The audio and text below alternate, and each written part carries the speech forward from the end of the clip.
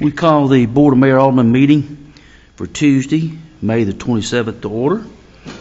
And for opening prayer, we have, that don't look like Johnny Bird down there, look like Mr. Johnson from Fountain of Truth. So if you can, please rise for the prayer, remain standing for the Pledge of Allegiance to follow, if you're able. Pastor? Can we bow our heads? Heavenly Father, we come before you today with grateful hearts for this opportunity to serve our city. We thank you for the dedication and hard work of our mayor, our aldermen, and all those who serve in leadership.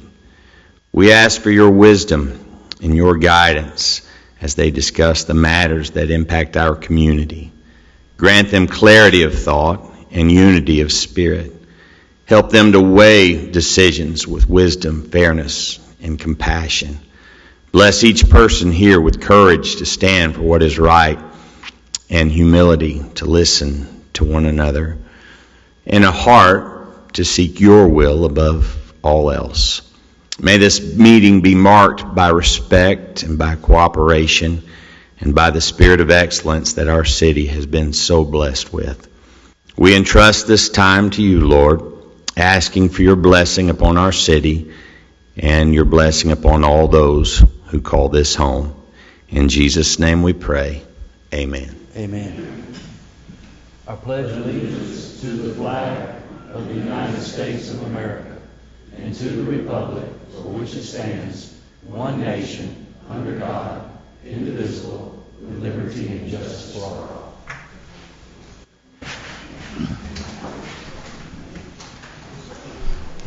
Thank you, Pastor. We appreciate you so much. Madam Clerk, will you read the future meetings into the record, please? Family Assistance Commission, June 2nd at 6 p.m. Planning Commission, June 2nd at 6:30 p.m. Beer Board, June 3rd at 6 p.m. Bartlett Station Commission, June 4th at 7:30 a.m. City Beautiful Commission, June 5th at 6:30 p.m. Industrial Development Board, June 5th at 7 p.m. Thank you, Madam Clerk. This time we'll recognize any scouts, if any present. If you're a scout, please stand. See no one standing. We now go to the official business of the day. First item under the official business for the day is the approval of the minutes. Madam Clerk, will you read that into the record? Minutes of the May 13th, 2025 Board of Mayor and Aldermen regular meeting. Move we approve. Been properly motioned. Is there a second? Second. Been properly second. Just bear with us, crowd, because we got a new computer system up here tonight. It's just a few seconds delayed. If they look at the computers cross-eyed, it's because it's a new screen.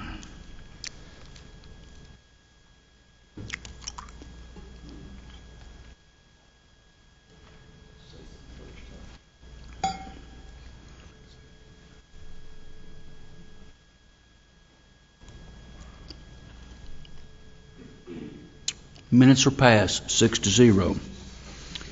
Now we move to the public hearing. Individuals will have a maximum of 3 minutes to speak either for or against the item, with a total of 20 minutes for each side. Madam Clerk, will you read item number 1 for the public hearing into the record, please? Ordinance 25-01, an ordinance to rezone from CL Neighborhood Commercial to CH Highway Business Commercial Property at 8229 Highway 70. Any of those who wish to come speak in favor, please come to the microphone at this time.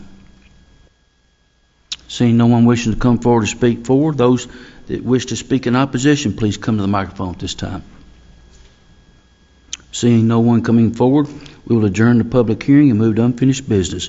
Madam Clerk, please read item number 1 under unfinished business. Third and final reading of Ordinance 25-01, an ordinance to rezone from CL Neighborhood Commercial to CH Highway Business Commercial Property at 8229 Highway 70. Move we approve. Second. Any discussion? Madam Clerk, present the roll.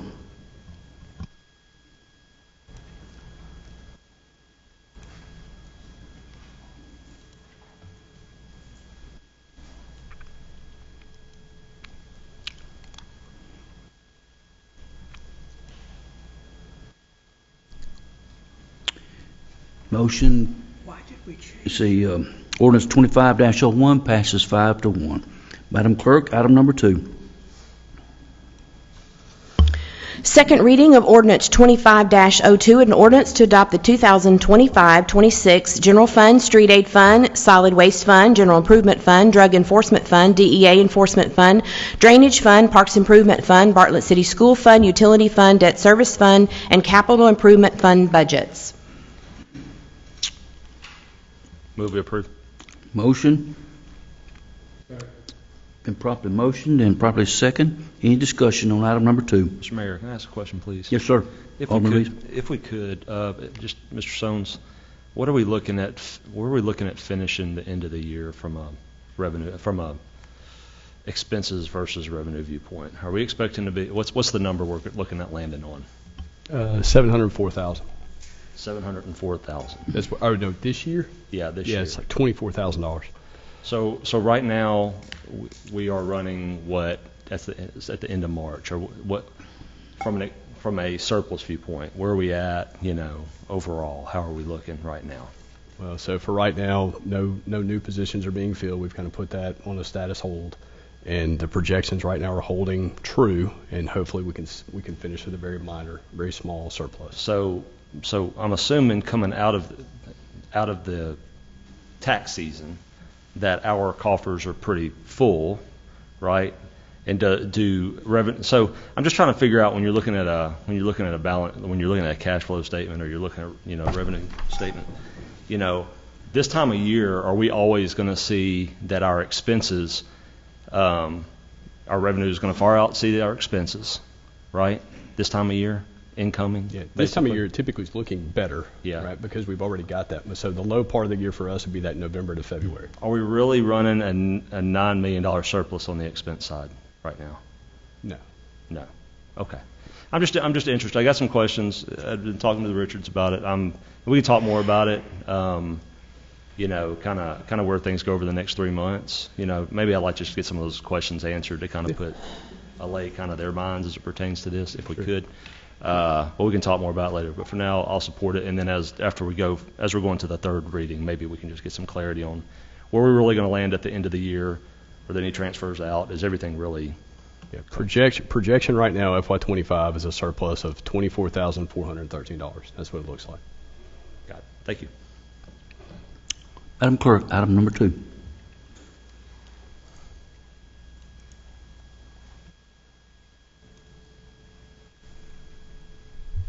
Oh, wait a minute. I'll get hit save. Golly. It's too close now, man.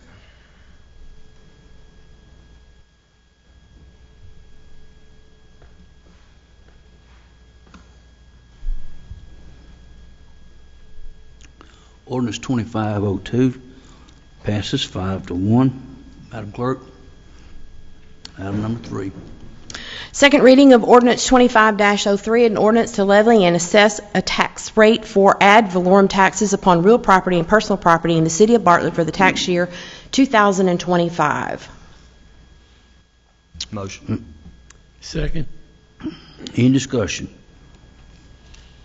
Hearing no discussion, Madam Clerk.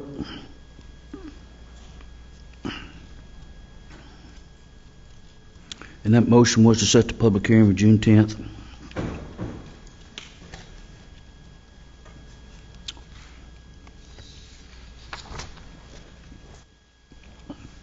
It also passes 5-1. Now we move to consent agenda. There's 6 items. Does any member wish to remove any single item for separate discussion? Seeing no one wish to remove any items, Madam Clerk, we read all six items into the record, please. Subdivision contract for L&L Nelson subdivision. Item 2, presentation for debt report 2025 Apple computer lease. Item 3, authorization to auction surplus property. Item 4, treasurer's report for March 2025. Item 5, bid for tennis court fences. Item 6, bid for lawn treatment services for fiscal year 2026. Motion.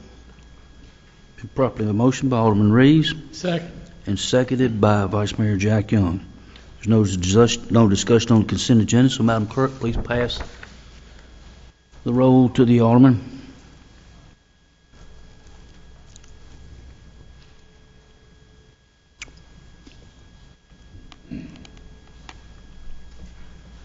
It passes 6-0. And under new business, Madam Clerk, you read item number 1.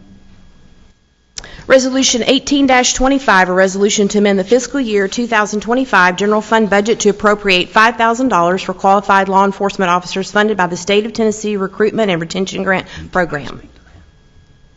Move we approve. Second. Been properly motioned, second. Any discussion? I didn't hear the second. I'm sorry. That was me, behind you. Okay. Sorry. Okay, so we've got a motion and a second. Any discussion? Hearing no discussion, Madam Clerk?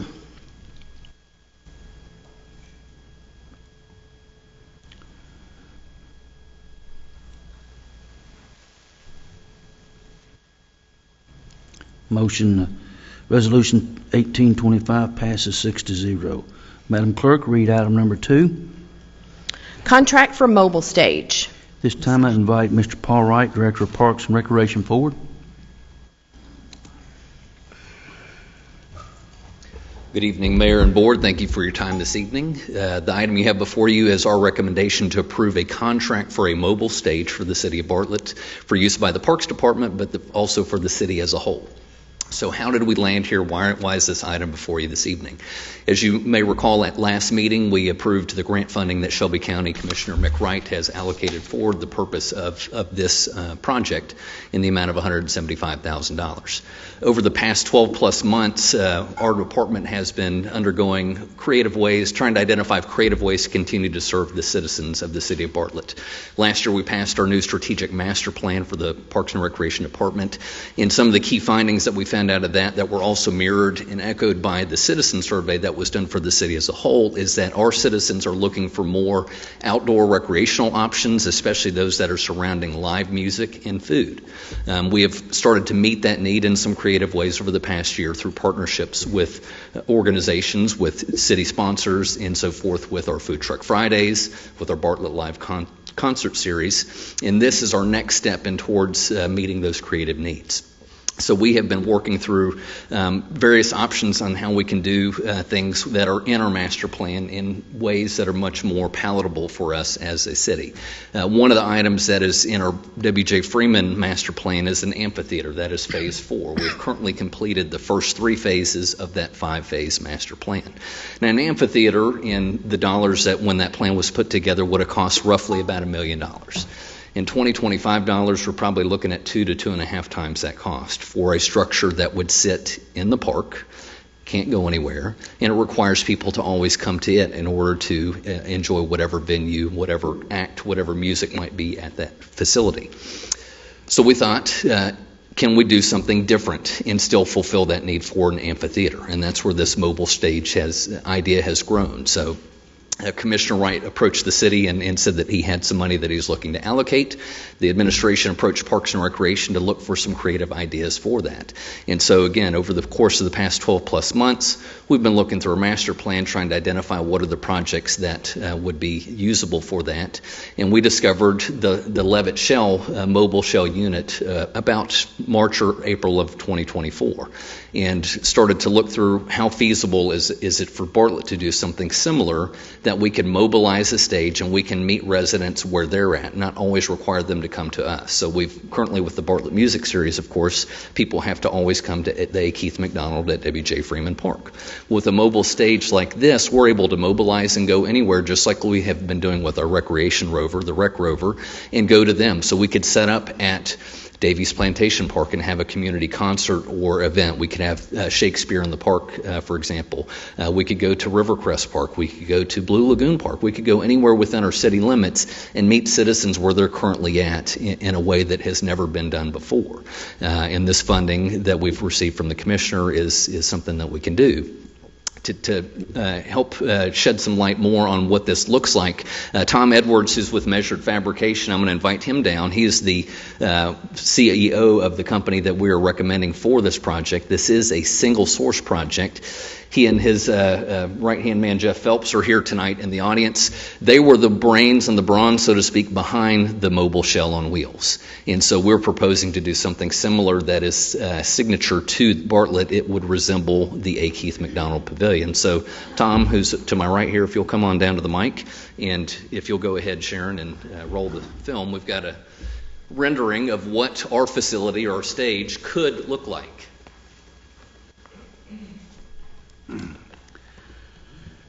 Hello, Mayor and Board of Aldermen. Thanks for inviting me. Jeff, my partner, and I own Measured Fabrication. A little background, we were asked to explain our qualifications to design and build a mobile stage for Bartlett and go into some detail about the project. We've both had a lifetime of experience in commercial facilities and operations management, done design, construction, welding, and fabrication. We're all hands-on people. Jeff was a high-security welder for the Bureau of Prisons for 23 years and facilities manager of Supermax prisons in California, transferred to Memphis to run the federal prisons here, decided to make this his home. Jeff served in the Marines, and we are a veteran-owned business. Jeff retired from his business with the federal prisons about the time I'd started designing the Overland Park Shell on Wheels project.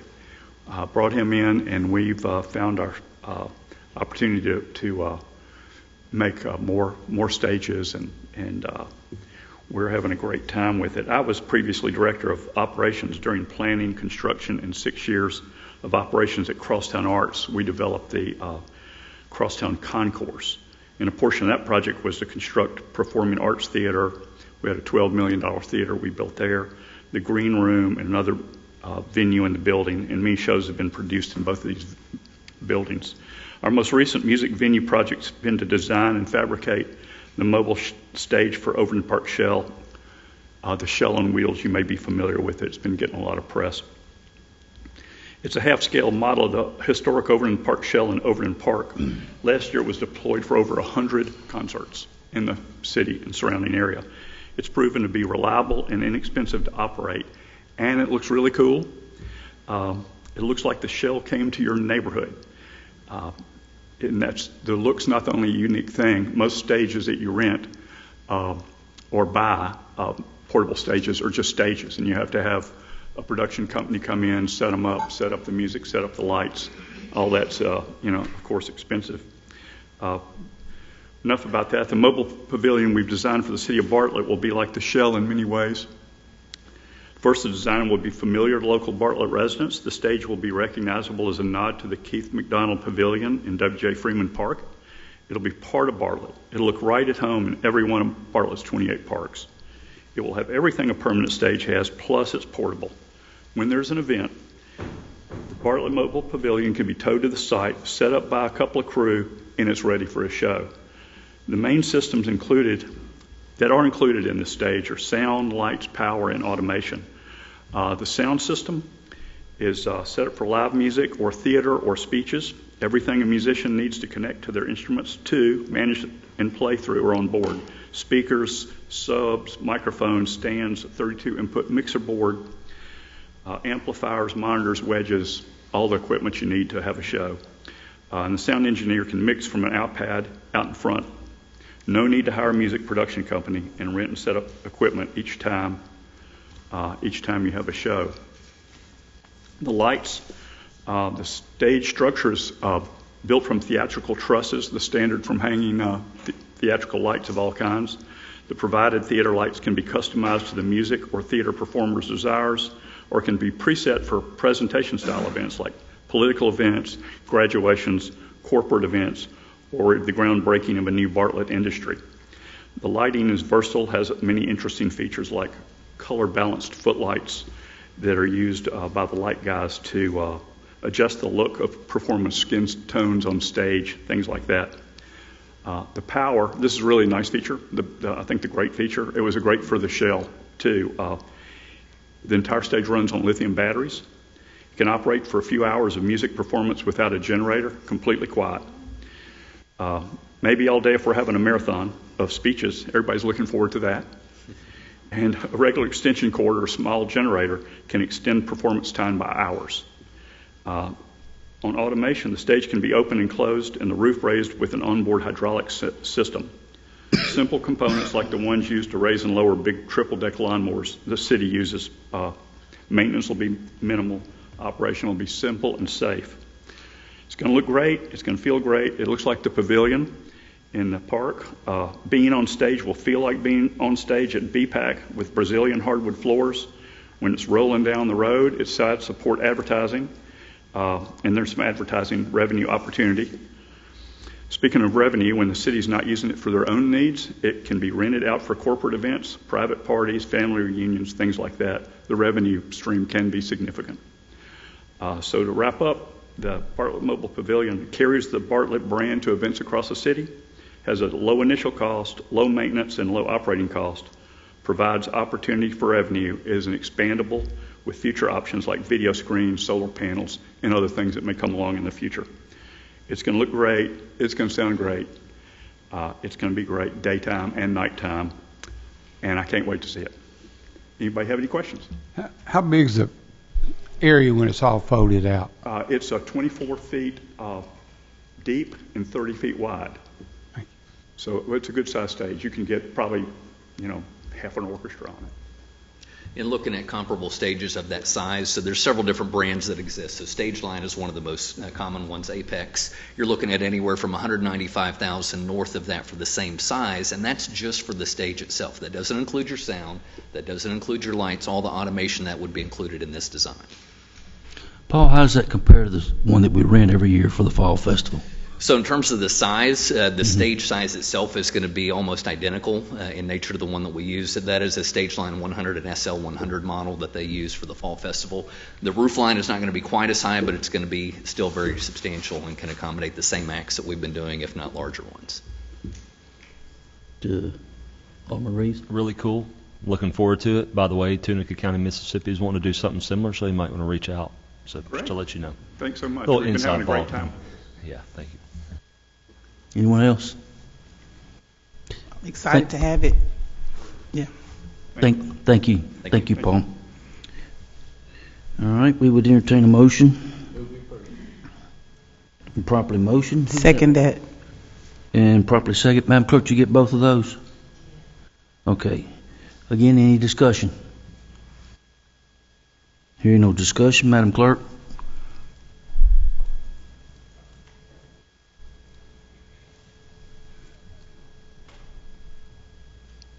Passes 6-0. Thank you. We now move to open discussion. Anybody from the board have anything they wish to say? Alderman Reeves. Yeah. Just real quick. First of all, I would like to apologize. We had a working session before this meeting in which I lost my temper with the president of the Chamber of Commerce, and I kind of got angry and walked out. So I apologize for that. Just want to let everybody know that. I was kind of fired up. Probably shouldn't have been that fired up, but yeah, just letting you know. Apologize to John Threadgill for that as well, and I'll make sure I follow up with him. So thank you guys. I just want to say thank you to everybody who attended our Memorial Day service yesterday. It did not rain. We had a great turnout, and I just want to publicly say with a deep thanks for all the gratitude that we have for all of our veterans. Thank you for the sacrifices they made for the freedoms we enjoyed today. So, any other alderman have anything they wish to say? Seeing none, does any director have anything they wish to say? And Mr. Todd Halford shows up. But see, I always get to bring the good news and the fun stuff, right? Paul mentioned earlier Food Truck Friday, so the kids are out of school, summer's here. Food Truck Friday kicks off this week, 11 to 2 at Freeman Park, and this week we have some of our favorites. I know Debbie loves some of them. Scrape the Plate will be here, Barbecue X, Taco Titan, Mr. Casas, yes, that's the fruit cup guy. Llama's Frozen Treats, Artriana's Italian Ice, and the Fry guy. So tell the boss you're going to take a long lunch or bring them with you, 11 to 2 Friday, Freeman Park. Thank you. Any other directors? Yes, ma'am. Miss Felicia, our director of our library. Good evening, everyone. You mentioned the veterans, and I know that's a very popular program at the library, and I just wanted to make sure everyone knows, and it will be all over our socials, starting on June 4th, they won't be in the library every Tuesday and Wednesday. They will only be in the library every Wednesday from 10 a.m. to 4:30 p.m. every Wednesday starting June 4th. I just wanted to make sure everyone knew that. That's for our veterans. Local, come local. If you complete an open discussion citizens forum and you've turned it in to the front, we will call our first speaker, Ms. Green.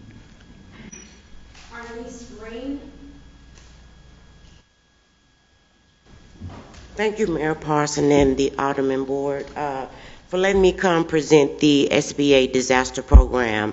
We have two programs, and it's the occurrence of the severe storms and tornadoes that took place April 2nd through the 6th, 2025.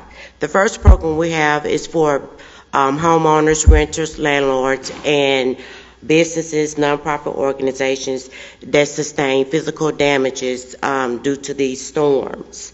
The deadline to apply for that program is July the 7th, 2025. The next program we have is for the economic injury. And with this program, you do not have to have any physical damages. The damages comes with the loss of revenue. And when a neighborhood community has sustained damages, it tends to trickle down to other communities' businesses. So we give this program a little time to apply because it takes a business 6 months to over a year before they know they have been impacted by this injury. Mm-hmm. Now again, the only thing that they have to prove is that loss of revenue. 6 months ago, they may have had more revenue than they do now, or even a year. So the deadline to apply for their program is February the 9th, 2026. Again, you can, if you would like to apply for any of these programs, you may go to the SBA disaster SBA Gov/disaster if you would like to apply for any of these programs. So at this time, I will open the floor if anyone have any questions for me about the programs that we are presenting here this evening. No, ma'am, I would say if you get with that good-looking young man that just come forward, if he'd raise his hand, yeah, he knows who he is. Get with him and maybe he can help you get some of that stuff on social media so we get it out to the public a little bit more. Thank you so much. Yes, ma'am. Stephen Carradine.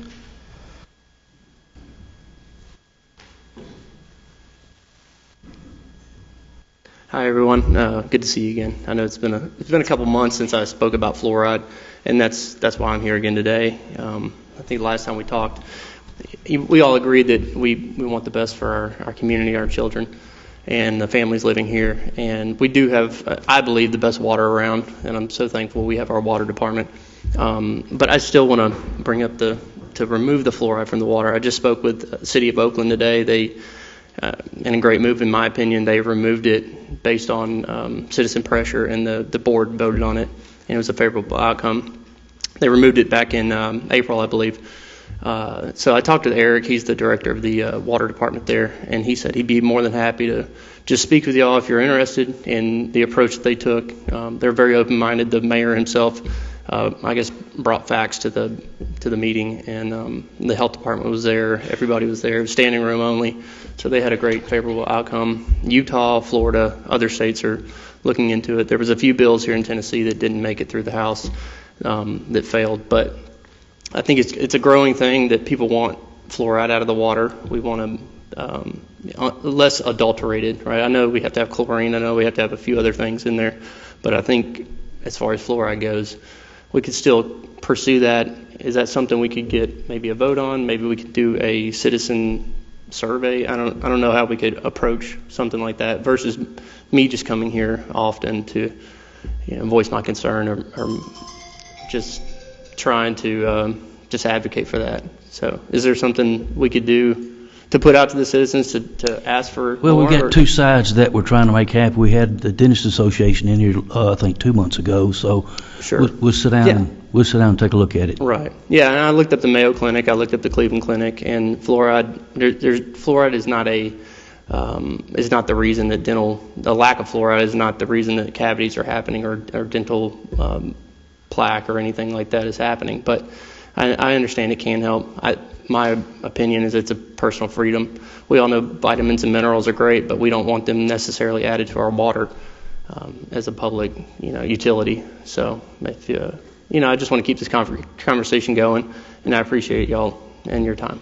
Thank you. All right. And I guess one more thing. The Union Depot, the add-on, is that, I haven't heard the latest on that, I guess, but is that continuing? Has it been voted on? Is it? If you're talking about the property across the street? Right, across the street, no, yeah. It's not even come before the board yet. Okay. It goes before the planning commission first. All right. Thank you. Thank you. Chris Richards.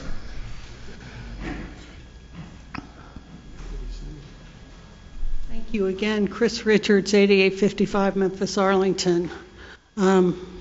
Alderman Reeves started to my question but didn't really catch the gist of it. If you look at your March financial statement, which was issued and is now available to the public, it currently shows a savings of $9.6 million in expenditure during this fiscal year. To date, the general fund expenditures have been running right at $15 million a quarter. There's $15 million in the fourth quarter already budgeted, which means that if this surplus is going to be down to $24,000 by the end of the fiscal year, you're going to spend $25 million in the fourth quarter. And I, for one, would like to know where that money's going, because the city's been doing a great job on $15 million a quarter. That $9 million represents 45 cents on the tax rate. We would not need a tax increase if that $9 million savings was retained. I want to draw this to the attention of the board. You have the ability to impact the spending of this money and this tax rate, and given the work that was done in the work session, there are a lot of reasons why this tax rate needs to be lower or zero in being increased. Now, if anything I've said is wrong by these numbers, please feel free to correct me. I also will note that the tax increase in Germantown is 29 cents proposed, Collierville 12 cents, Arlington 10 cents. You guys are way, way, way higher than you need to be. Thank you. Thank you.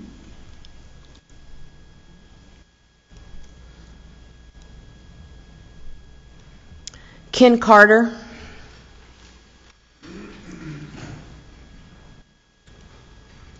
Hello, Board and Mayor. My name is Ken Carter.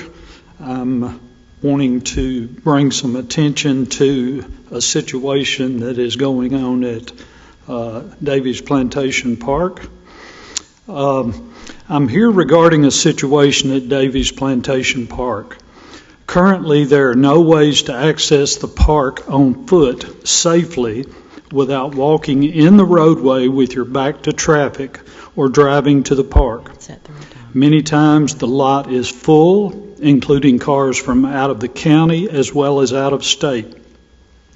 If we can't walk to the park safely and the lot is full, how are taxpayers going to be able to enjoy an amenity that we pay taxes for?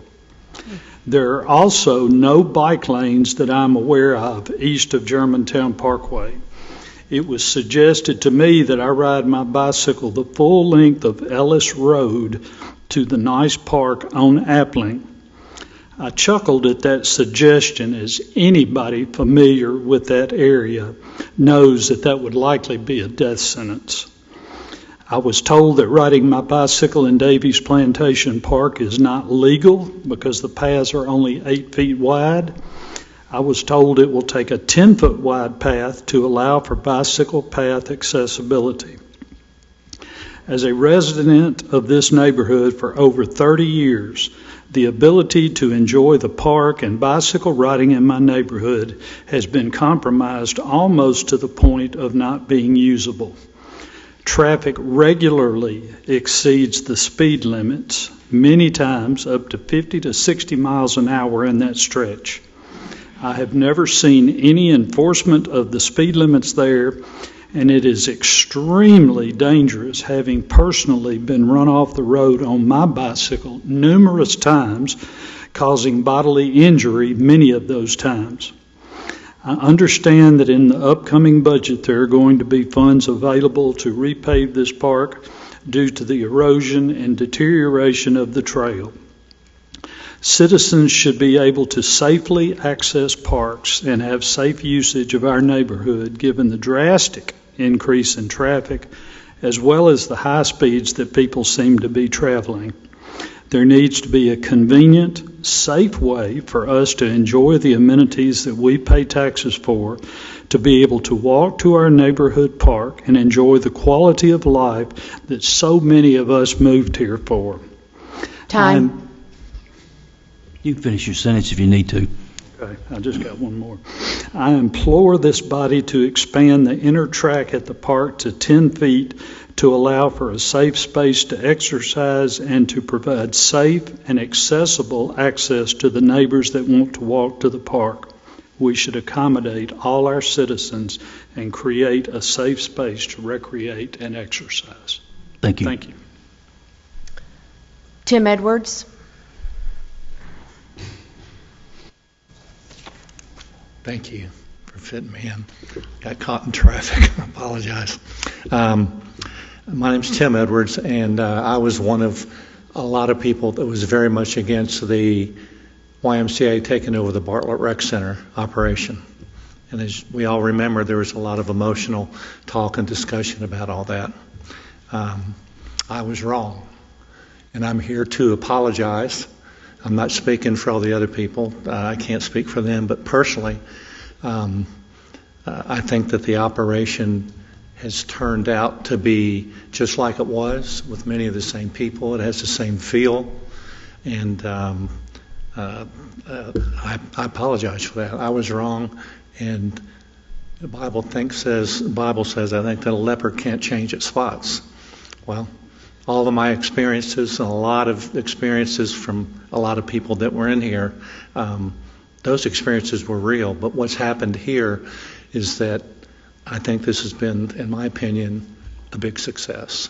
We had the same people, the same type of operation, the same feel. I hope the financial thing worked out well. I would just ask one thing. Back during all of these discussions, the theme came up that the Y was going to honor the Silver Sneakers program, and to my understanding they've honored mine. But one thing that I didn't pick up on, and I just say shame on me, if they were going to say we're going to honor something, that kind of means that there might be something that's not going to happen when that takeover happens. Let me give you an example.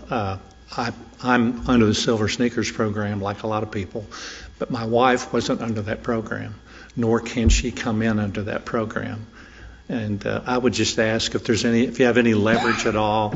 And it's my understanding from talking to people at the Y that is a Y decision. It wasn't a Bartlett Rec decision, but it is the YMCA's decision to do that and to not allow. I would just ask that if there's any way you can go back and maybe look at the people that were under the Silver Sneakers program and try to get the Y to at least accommodate their spouses, because it kind of puts you at a decision point about what you're going to do. So thank you very much. I appreciate it, and thank you for fitting me in. Thank you. That's all. That's it. So motion to adjourn. Improperly seconded. Meeting adjourned.